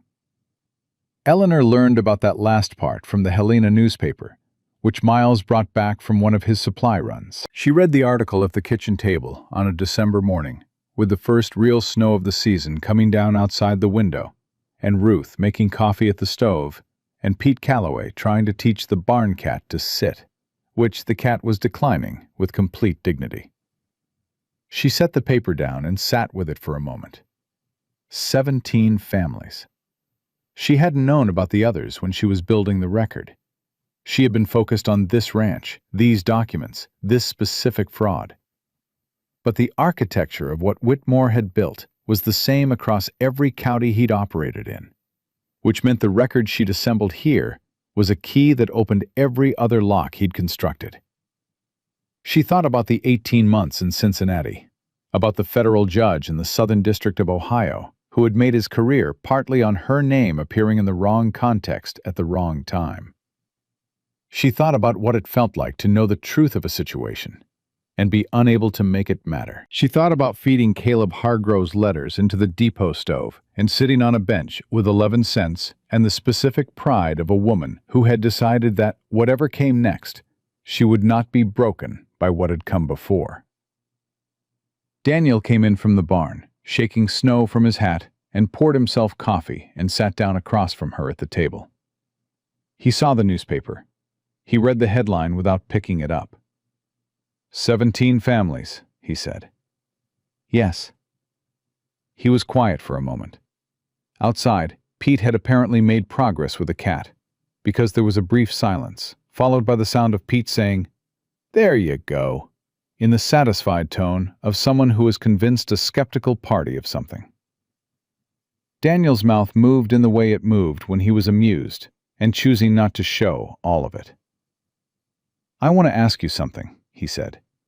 He set down his cup and looked at her with the full directness he used for things that mattered. No preliminary. "And I want you to answer it honestly, not carefully." "I generally answer things honestly," she said. "You answer things precisely. It's not always the same." He held her gaze. "Are you planning to leave in the spring?" She had been thinking about it. Not the way she had thought about leaving Cincinnati. That had been necessity, the desperate arithmetic of a situation that had become untenable. This was different. She had thought about it the way you think about a door that is genuinely open, because someone has left it that way on purpose, and the choice belongs entirely to you. "I had thought about it," she said. "And?"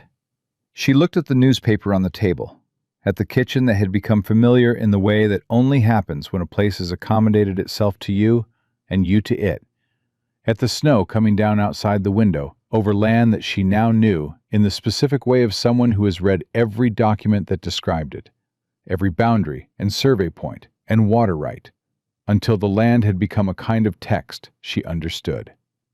She thought about 17 families who were keeping their land this winter, because she had known where to look in a stack of disordered records at 5:30 in the morning 8 weeks ago.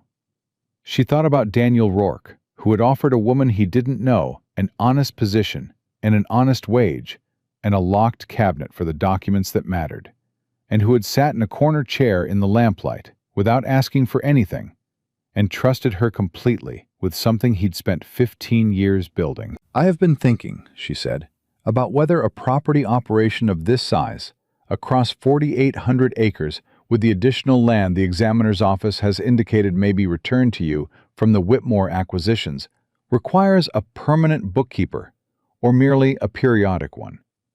Daniel looked at her for a moment. "It requires a permanent one.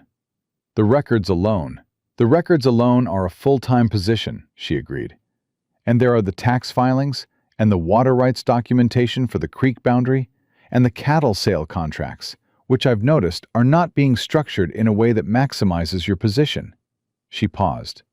"Additionally, the 17 families whose land claims were reviewed on the basis of our record, several of them have asked the Federal Examiner's Office whether the woman who assembled the documentation might be available for consultation on their own records, which are in various states of disorder for the same reasons ours were." "Ours," Daniel said. Not a correction, an observation, carefully neutral, about the word she had used. "The ranches," she said, and then stopped, because that was the careful version, and he had specifically asked her not to give him that. She looked at him directly. "I came here with 11 cents and nowhere to go," she said.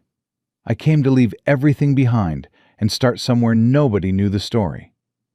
What I didn't expect—" She stopped again, not from avoidance, but because she was working out how to say the true thing in a way that was accurate rather than dramatic. "What I didn't expect was to find that the thing I've been running from, was also the thing that was needed here. That the skills I had spent 18 months wishing I didn't have because of what they cost me were exactly the right instrument for exactly this situation. She held his gaze. I feel useful here in a way I have not felt in a long time. And I feel... A pause. I feel settled, which is not a word I have been able to use honestly for several years. Daniel is quiet for a moment. The snow came down outside. The coffee cooled between them. Pete Calloway could be heard in the yard, talking to the cat again, apparently embarked on a continuing negotiation. There is a territorial land examiner's office opening in Billings next year, Daniel said. They'll need people who can read survey records and identify fraud. It would be regular work, respected position, good wage. He held her gaze. You could apply for it. You have more qualifications than anyone they're likely to consider. She understood what he was doing, laying out the honest map of her options, the full set of them, without steering. A man who had spent 8 years in an agency that required people to make choices without full information had learned to give people full information when he could. I know, she said. But the Billings office won't have 17 families who need their records read by someone who already understands the specific mechanism that was used against them. She paused. And it won't have this kitchen, or Ruth, or Pete trying to educate that cat. She looked at him steadily. Or you. The word landed between them clean and simple, without apology or performance. Daniel looked at her with the expression she had come to know best on him. The one that was not reserved, exactly, but contained. A man who felt things fully and expressed them carefully. Who had learned that precision mattered in what you said because it mattered in what you meant. I should tell you something, he said, and I want you to hear it as what it is, not as a complication of your employment. Go ahead. I have not... He stopped, started again. There was a woman in St. Louis during the Pinkerton years. We were suited in some ways, not in the ways that matter for a life. She wanted the city, and I couldn't breathe in it. When I left for Montana, I understood that I was probably leaving the possibility of that kind of thing behind. That the life I was choosing, and the life a particular kind of woman would want, were not the same life. He looked at his hands, then back at her.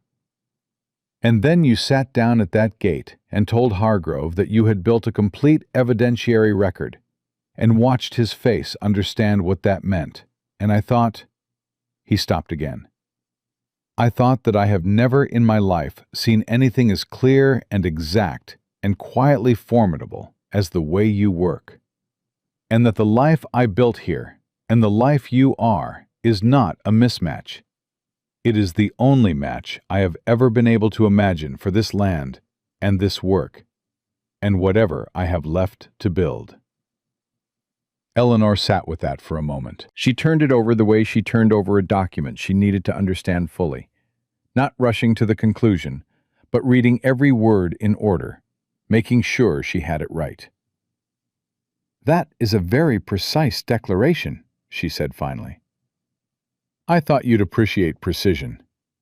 I do. She looked at him. I am not easy to work with. I am thorough to the point of inconvenience, and I will reorganize any system I find disordered, regardless of how long it has been operating that way. And I have a pronounced intolerance for numbers that don't balance. She paused. I am also, apparently, useful in the kind of crisis that involves someone trying to steal 4,800 acres from under a person. I noticed, he said. Then you know what you're asking for. I know exactly what I'm asking for. He met her eyes. Do you want to stay, Eleanor? Not as the bookkeeper. Not as the person who assembled the evidentiary record. As the person who sits across this table and calls this kitchen hers, and builds whatever comes next, alongside someone who is paying enough attention to know the difference between what you say and what you mean. He held her gaze, steady and unhurried, the way he held everything. Stay, not from necessity, from choice. Outside, the snow had softened to something quieter, and the Montana winter light was the particular blue-white that came on clear December afternoons when the sky was clean all the way to the horizon. Ruth was doing something purposeful in the kitchen that involved the good cast-iron pan. Pete's voice had gone quiet, which probably meant the cat had finally conceded something. Eleanor thought about a depot stove and 11 cents, and a woman who had fed her own last hope into the fire, and stood straight-backed while it burned, because her mother had told her that pride cost nothing and could purchase dignity in the hardest moments. She thought about what it meant to be useful in a way that was entirely your own. Not borrowed competence, not proximity to someone else's work, but your specific skills deployed at the exact point where they mattered most. And the record you built with them meaning something real and lasting in the lives of 17 families who would keep their land through the winter because of it. She thought about Daniel Rourke, who had looked at a woman sitting alone at a depot gate and seen a situation rather than a charity case, who had offered honest work and honest terms and a locked cabinet for the documents that mattered, and who had told her the true thing at every point where it would have been easier not to, and whose hands she had watched turn a fraudulent audit into a federal case with the same steady, unhurried attention he gave to horses and fence lines and the question of whether a young man's deposition would hold under examination. She looked at him across the kitchen table, in the ranch that had become hers by the slow accumulation of 8 days and 17 families and one December morning. And she said the true thing, not the careful version, the honest one. "I already have," she said. And in the territory of Montana, in the winter of 1882, in a kitchen that smelled like Ruth's coffee and the first good snow of the season, that was how Eleanor Voss, who had arrived with 11 cents, a burned letter, and the specific pride of a woman who refused to be finished, chose the life that had been waiting for someone precise enough to build it, and claimed it with both hands, and did not let go.